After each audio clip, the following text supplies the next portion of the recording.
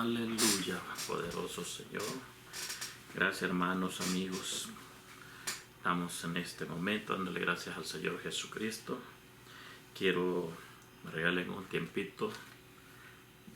Tengo esto que he querido siempre enseñarlo para cada uno de nosotros como pastores y como miembros del cuerpo de Cristo. Quiero dar esta enseñanza referente al diezmo de bendición. Acordémonos que estamos en tiempo de la gracia. Alguien pregunta, siempre hay personas quienes preguntan que si el diezmo todavía es de hoy en día o ya fue quitado el diezmo, que si es real el diezmo, que si es cierto que hay que diezmar, todo eso.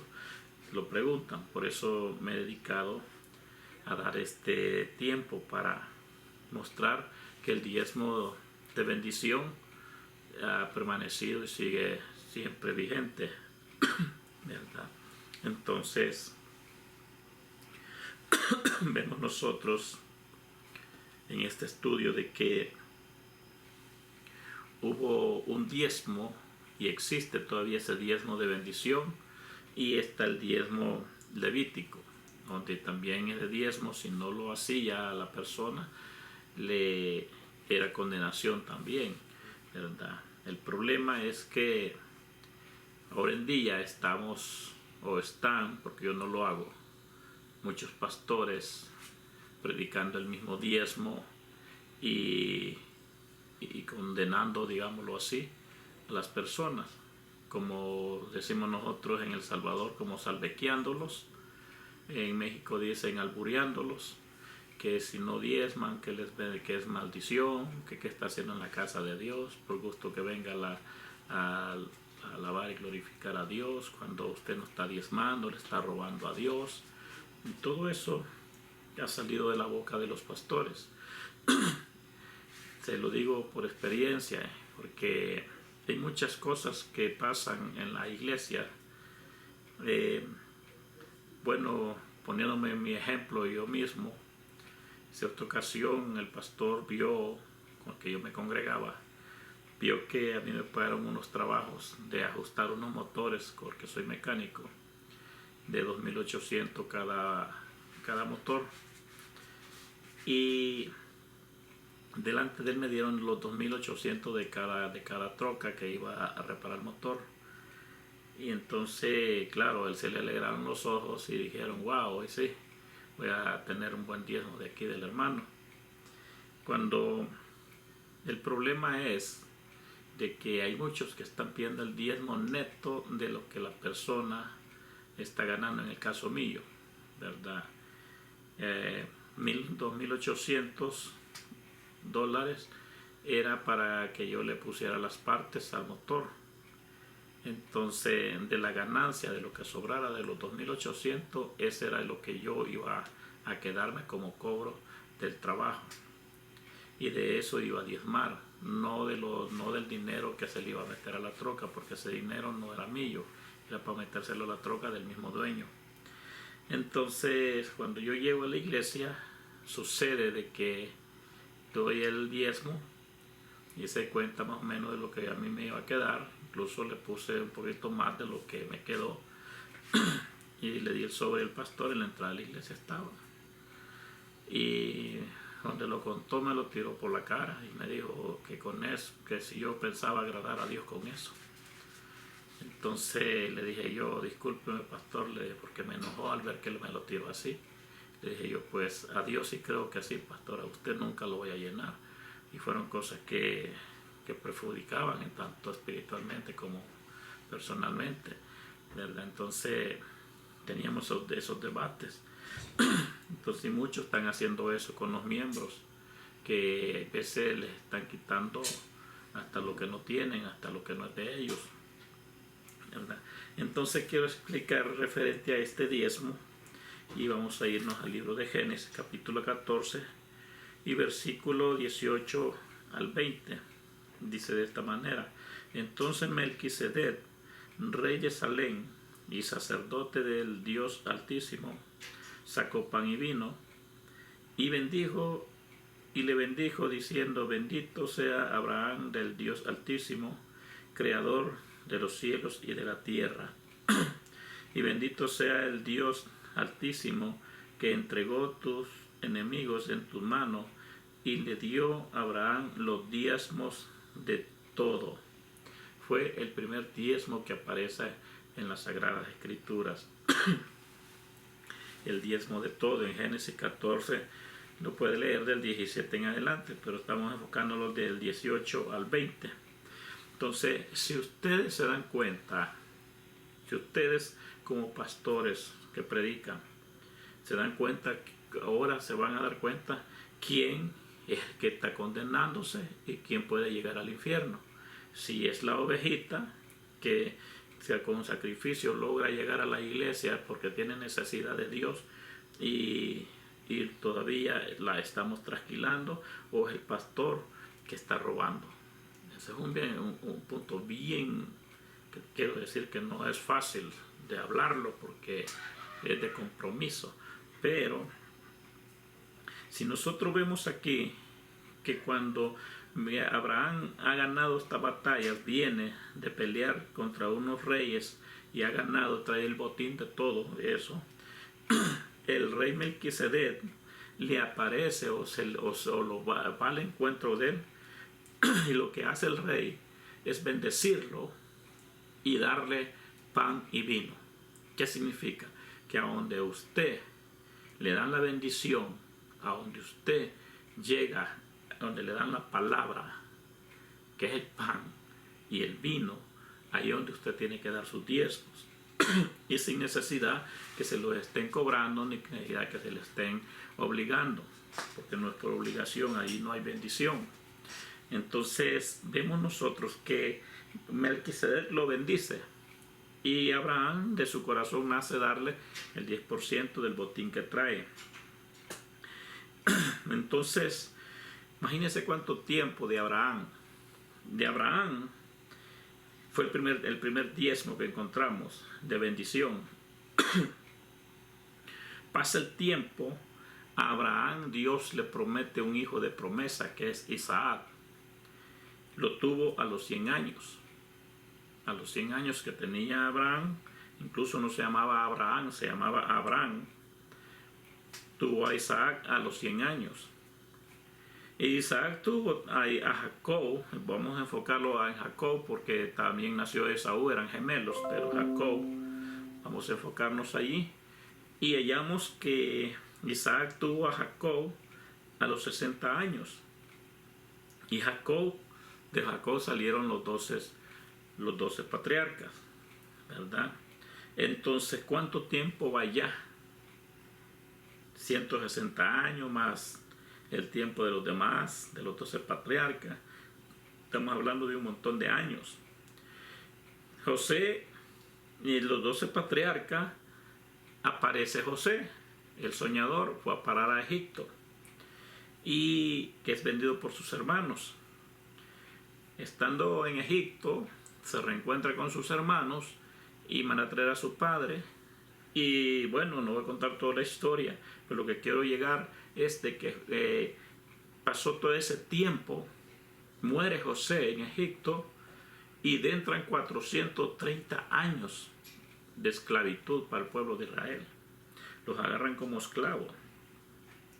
De los 430 años, todavía hasta allí no había aparecido Moisés.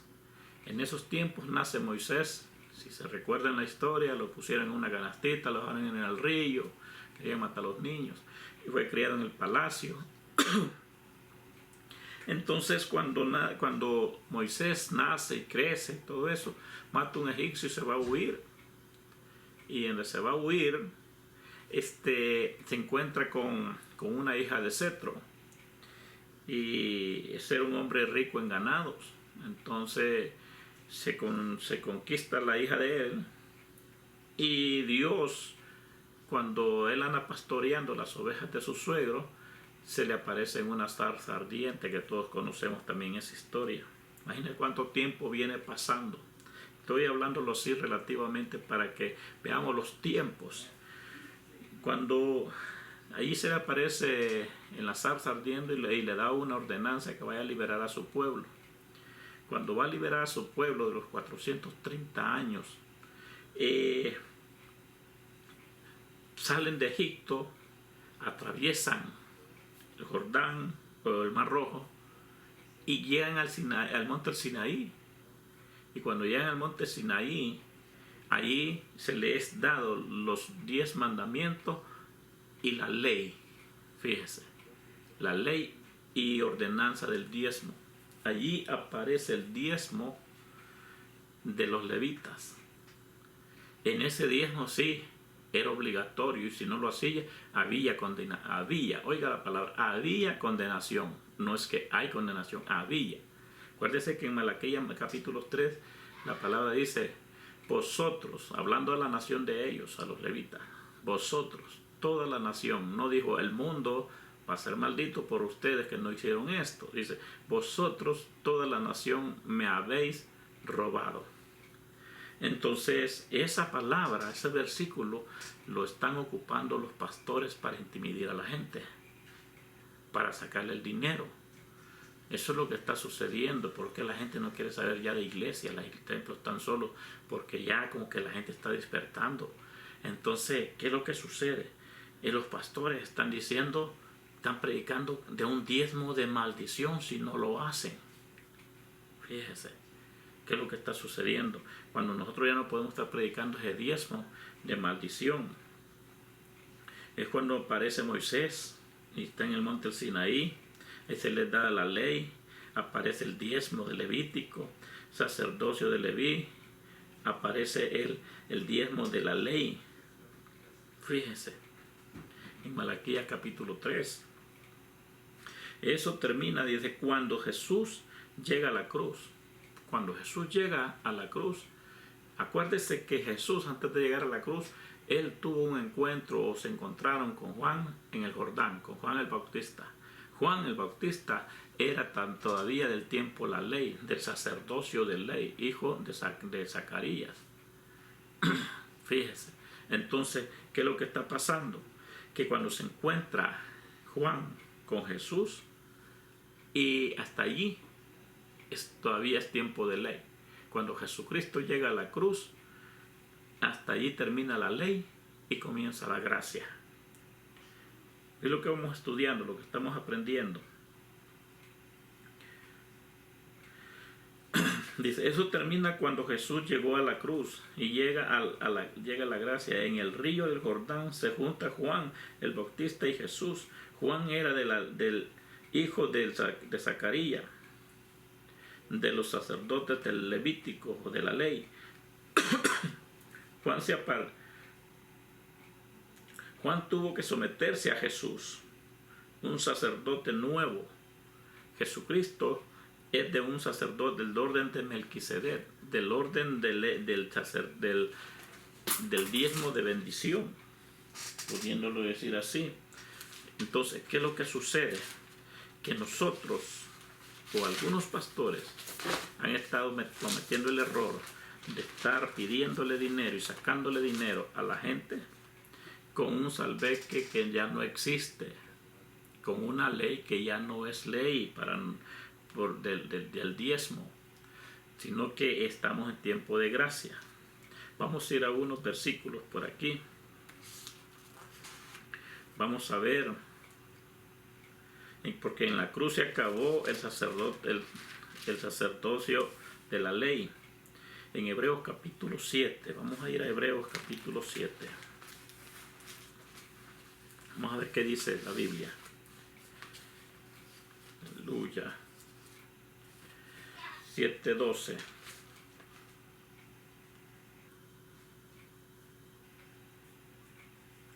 Ok, voy a ver si le puedo leer del 1 en adelante para entenderlo mejor. Porque Melquisedec, rey de Salem, sacerdote de Dios Altísimo, que salió a recibir a Abraham, que volvía de la derrota de los reyes, y le bendijo. Versículo 2. Hebreos capítulo 7, estamos leyendo lo del 1 en adelante. porque este Melquisedec, rey de Salem, sacerdote del Dios Altísimo, que salió a recibir a Abraham, que volvía de la derrota de los reyes, y le bendijo, a quien asimismo dio a Abraham los diezmos de todo, cuyo nombre significa primeramente rey de justicia y también rey de Salem, esto es rey de paz, sin padre ni madre, sin genealogía, que ni tiene principio de días, fin de vida, sino hecho semejante al Hijo de Dios. Oiga, ¿quién representaba ese rey? Se ve lo que representa a Jesucristo. Hijo de Dios, permanece sacerdote para siempre. Considerad pues cuán grande era este, a quien aún Abraham patriarca dio diezmo del botín. Ciertamente los que de entre los hijos de Leví reciben el sacerdocio tienen mandamientos de tomar del pueblo los diezmos según la ley, es decir, de sus hermanos, aunque estos también hayan salido de los lomos de Abraham, pero aquel cuya genealogía no es contada de entre ellos, tomó de Abraham los diezmos y bendijo al que tenía las promesas, y sin discusión alguna el menor es bendecido por el mayor. Y aquí ciertamente reciben los diezmos hombres mortales, pero allí uno de quien se da testimonio de que vive, y por decirlo así, en Abraham pagó el diezmo también Leví, que recibe los diezmos, porque aún estaba en los lomos de su padre cuando Melquisedec le salió al encuentro. Si pues la perfección fuera por el sacerdocio levítico, ¿por qué bajó? Él recibió el pueblo, la ley. ¿Qué necesidad habría aún que se levantara otro sacerdote según el orden de Melquisedec, y que no fuese llamado según el orden de Aarón? Porque cambió el sacerdocio necesario, el versículo 12, 7:12 de Hebreo, porque cambió el sacerdocio necesario es que haya también cambio de la ley. Oiga, aquí es donde cambia la ley. Y aquel de quien se dice esto es de otra tribu, de la cual nadie sirvió al altar, porque manifiesto es nuestro Señor vino de la tribu de Judá, de la cual nada habló Moisés tocante al sacerdocio, y esto es un más manifiesto, sí, semejanza de Melquisedec, se levanta un sacerdote distinto, no constituido conforme a la ley. Oiga, terminó la ley, no constituido conforme a la ley del mandamiento acerca de la descendencia, sino según el poder de una vida indestructible, pues se da testimonio de él. Tú eres sacerdote para siempre según el orden de Melquisedec, y sigue todavía, pero lo voy a dejar hasta ahí. Se han dado cuenta en Hebreo capítulo 7, si lo leen, y se van a dar cuenta que hubo cambio de ley y de sacerdocio. Entonces ya no hay ley para el diezmo, pero tampoco está quitado. Dios ama al dador alegre. Lo que está diciendo que la ley, o sea, el diezmo no apareció en el Sinaí. El diezmo ya existía desde antes. Abraham ya había diezmado el primer diezmo, el diezmo de bendición. Luego entró el diezmo de maldición. ¿Cómo lo puedo descifrar mejor? No es que porque usted diezmara iba a ser maldito, no. Si usted no lo hacía, usted recibía condenación, dice la palabra de Dios, maldito soy con maldición porque vosotros todita la nación me habéis robado. Si no lo hacía, porque era ley. La palabra lo dice, cuando es ley es obligatorio. Pero ahora, en el tiempo de Abraham, en el tiempo de Melquisedec, no era obligatorio. Lo daba Abraham de su corazón, salió darlo. Y el otro de agradecimiento le dio pan y vino, ¿verdad? Entonces, ¿qué significa? Que Jesucristo es el orden de Melquisedec, el que podemos decir que puede usted diezmarlo de su voluntad, lo que nazca de su corazón, hacerlo de voluntad, no porque se lo exijan, no porque se lo pidan, sino porque si usted es fiel y usted honra a Dios, lo va a hacer de esa forma. Entonces, quiero ir a otro versículo por acá. Hebreos 5:10 también. Dice la palabra, y fue declarado por Dios sumo sacerdote según el orden de Melquisedec. Oiga, ¿quién fue declarado así? Vamos a leer un versículo anterior de esto, vamos a ver. Dice Hebreos capítulo 5. Jesús el gran sumo sacerdote. Por tanto, teniendo un gran sumo sacerdote que traspasó los cielos, que todo esto está hermoso para leerlo. Yo tengo la cita aquí, pero me está dando desde antes. Voy a leerlo del Hebreos capítulo 4 y versículo 14 en adelante. Por tanto, teniendo un gran sumo sacerdote que traspasó los cielos, Jesús, el Hijo de Dios, retengamos nuestra profesión, porque no tenemos un sumo sacerdote que no pueda compadecerse de nuestras debilidades, sino uno que fue tentado en todo según nuestras semejanzas, pero sin pecado. Acerquémonos pues confiadamente al trono de la gracia para alcanzar misericordia y hallar gracia por el oportuno socorro. El 5, capítulo 5, porque todo sumo sacerdote tomado de entre los hombres es constituido a favor de los hombres, en lo que Dios se refiere, para que presente ofrenda y sacrificio por los pecados, para que se muestre paciente con los ignorantes y extraviados, puesto que él también es rodeado de debilidad. Hablando de los sacerdotes que eran del tiempo de Leví, que tenían que presentarse delante de Dios y presentar la culpa de él y del pueblo, ¿verdad? Si Dios lo hallaba culpable, lo mataba. Pero aquí vemos nosotros que dice, por tanto, teniendo un sumo sacerdote que traspasó los cielos, Jesús, el Hijo de Dios. Ese es el cambio de sacerdocio y de ley cuando Jesucristo viene y está entre nosotros en la tierra. Cuando llega a la cruz, cambia el sacerdocio y la ley. ¿Qué significa? Que ya no es ley. Pero no significa que usted no lo va a dar. Si usted quiere tener bendición, el diezmo de bendición es que si usted diezma, usted va a ser bendecido. Y si usted no diezma, usted no quiere bendición. Así de fácil. Y le está diciendo a su pastor, le está diciendo a su congregación, le está diciendo a la iglesia que no le importa ser fiel a Dios, ni al pastor, ni a la iglesia, ¿verdad? No le importa que el pastor aguante hambre y todo eso. Es lo que le está diciendo. Ahora, si lo hace, va a tener las bendiciones de Dios. Y si no lo hace, usted no es maldecido. La Biblia dice que ya terminó la ley, el diezmo de maldición fue temporal.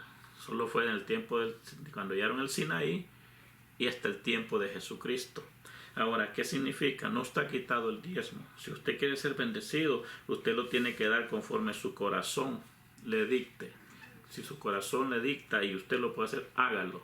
Porque también en conciencia y en palabra de Dios también, si usted lo puede hacer y no lo hace, también le cuenta por pecado.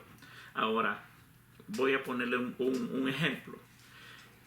En el caso aquí en Estados Unidos hay personas que yo entiendo, incluso en mi país, que es un país que tal vez echan una corita, el que tiene más, tal vez que tiene hijos acá o algo, da $1. Entonces, pero hay veces no van a la iglesia porque no tengo para dar los diezmos, no tengo para ofrendar, porque ya los pastores ya los traen allí de que qué viene a ser si usted no trae la ofrenda. Quiero decirle, hermano, amigo, la ofrenda más grande delante de Dios es que usted se presente en sacrificio vivo delante de Él en su casa de oración. Y si usted lo puede hacer, hágalo. Será bendecido de parte de Dios. Y si no lo puede hacer, no lo haga. Dios conoce el corazón de cada uno de sus hijos. Ahora, ¿qué le quiero decir con esto? Hay personas que a veces no tienen ni un huevito para comer y les exigen en la iglesia que tienen que diezmar, cuando tendrían que preguntarle, hermana, ¿está bien, hermano, cómo está? Ir a visitarlos y ver cómo están económicamente, y tienen que comer o no, y llevarles víveres, llevarles comida, ¿verdad? Eso es lo que deberíamos de hacer nosotros los pastores. Ahora, muchos, los que están interesados de que no les importa si la gente tiene que comer, lo que les importa es que la gente diezme. Ahora, dice, lo que le quiero poner es esto. Hay veces que la gente lo que gana no les alcanza ni para pagar sus cosas para sobrevivir, o sus biles, que le llaman aquí, que son los cobros. Y entonces Dios conoce si usted le alcanza, si usted lo puede hacer, y Dios es justo. Si usted no puede, Dios es justo y lo bendice. Y si usted puede hacerlo y por capricho no lo hace, allí sí, porque todo lo que tengas que hacer y no lo haces te cuenta por pecado. Allí sí. Pero si no lo puedes hacer, no hay condenación, hay bendición, ¿verdad? Pero si lo puedes hacer, no lo haces, ahí es otro problema. ¿Qué es lo que te quiero decir? En la Biblia nos enseña a nosotros de que no estamos en el tiempo de la ley. No estamos en el tiempo de que tenemos que andar salvequeando a la gente para que dé dinero. Estamos en el tiempo del Señor vino para servirnos, no para ser servidos. Nosotros como pastores tenemos que estar pendientes de nuestras ovejas y preguntarle, hermana, ¿está bien? ¿Cómo se encuentra? ¿Cómo está la familia? Fíjese que la gente, dice la palabra de Dios, que el pastor conoce a sus ovejas y las ovejas a su pastor. Cuando usted platica con la gente, se refleja lo que está pasando en su casa y lo que andan en su corazón.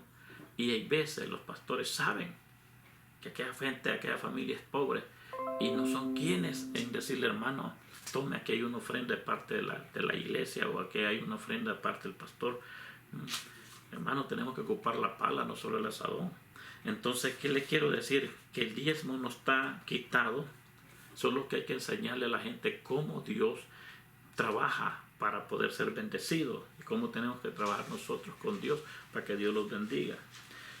Entonces, hubo cambio de sacerdocio y cambio de ley cuando Jesús llega a la cruz. Vamos a ver,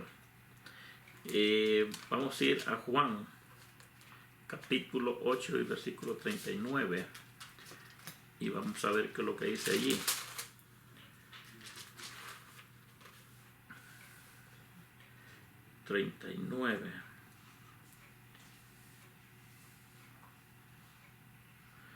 Le dijeron, respondieron y dijeron, nuestro padre es Abraham. Jesús les dijo, si fueres hijo de Abraham, las obras de Abraham hiciereis. ¿Qué hizo Abraham? Dar sus diezmos. ¿Ved? Sin que se los pidieran, de su corazón salió. ¿Qué les quiso decir? Si fueres hijo de Abraham, esa palabra encierra mucho en lo que es la vida espiritual. Significa muchas cosas, porque Abraham era padre de la fe, padre de naciones, y él era justo, y él, sin necesidad que le pidieran o le rogaran, él daba sus diezmos de agradecimiento. Fíjate que si tú eres agradecido, no necesitas que el pastor te pida, no necesitas que el pastor te predique diezmo, ni finanzas, ni nada de eso. La persona que es agradecida con Dios, de su corazón nace y siempre aportar a la obra de Dios, y Dios lo bendice. Dios no se queda con nada. Entonces, dice también en 2 de Corintios, vamos a buscar 2 de Corintios, déjenme ver por acá. 2 de Corintios capítulo 9 y versículo 2. Dice la palabra, pues conozco vuestras obras voluntad de la cual yo me glorío entre los de Macedonia, que Acaya está preparada desde el año pasado, y vuestro celo es estimado a la mayoría. Fíjate lo que dice, pues conozco vuestra buena voluntad de la cual yo me glorío. Dios conoce tu presente, tu pasado, tu futuro y tu corazón. Él se gloria cuando de ti nace el de dar, el de bendecir la obra. Y Dios no se queda con nada. Él se gloria al ver que tú haces las cosas. Así es de que dice también, déjame ver, aleluya. Tenía una cita por acá, creo que.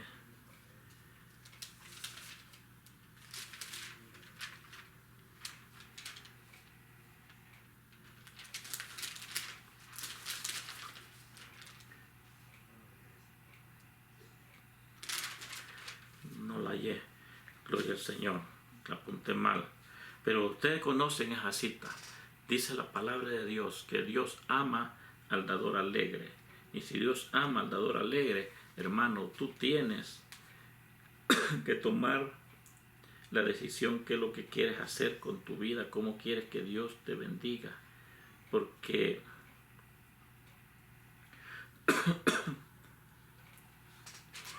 quita la cosa, vamos a ver.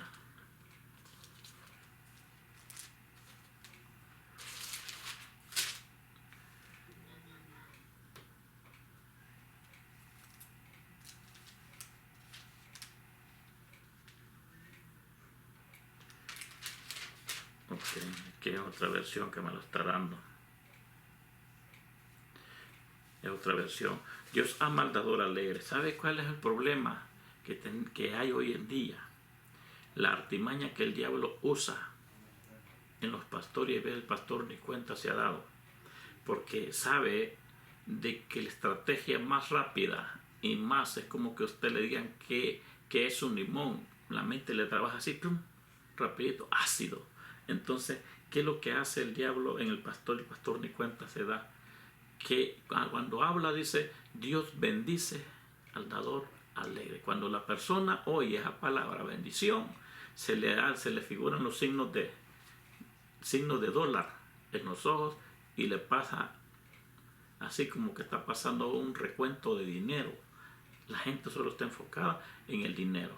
Entonces, pero la palabra de Dios, si usted la lee y la sabe interpretar, no dice que Dios bendice al dador alegre. Fíjese, eso es una estrategia, es una artimaña del diablo en un pastor para que la gente, ¡boom!, ¡ay, qué galán! Dios los va a bendecir. Ah, no, pues si usted da tanto, el Señor le va a dar tanto. Que no, Dios no trabaja así, ¿verdad? Entonces la palabra de Dios dice que Dios ama al dador alegre. Es lo que dice. Y tenemos 2 Corintios 9:7 también. Vamos a ver qué dice 9:7. Cada uno de como propuso en su corazón. Oiga la palabra. Cada uno de como propuso en su corazón, no con tristeza ni por necesidad. Porque usted diga, no, pues lo voy a dar, pues que solo esto tenía para comer, pues lo voy a dar porque el pastor está diciendo esto. No lo dé, porque no le va a hacer ni de bendición ni a uno ni al otro. No lo dé ni con tristeza. Oiga, cada uno de como propuso en su corazón, no con tristeza ni por necesidad, porque Dios ama al dador alegre. Ama. Oiga bien lo que estamos diciendo y lo que la palabra de Dios dice, lo que estamos leyendo. Cada uno de conforme propuso en su corazón, no con tristeza ni por necesidad, porque Dios ama. No dice Dios bendice.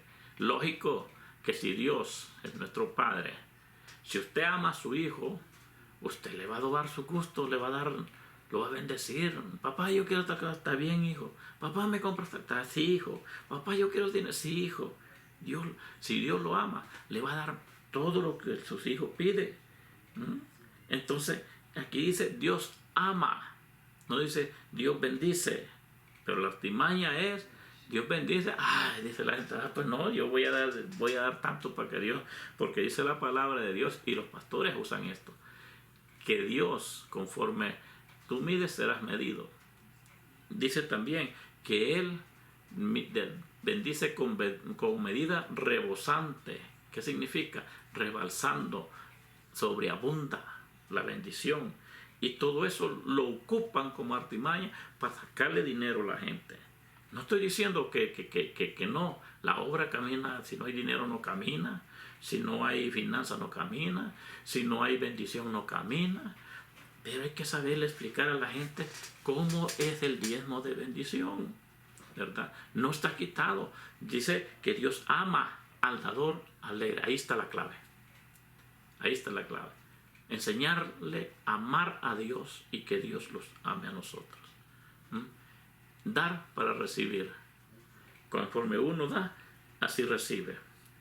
Dios no se queda con nada. Entonces, ¿en qué es lo que le quiero dar a entender? Que la gente pregunta y dice, ¿será que todavía o será esto, será lo otro? ¿Será que todavía se puede diezmar o ya se acabó eso?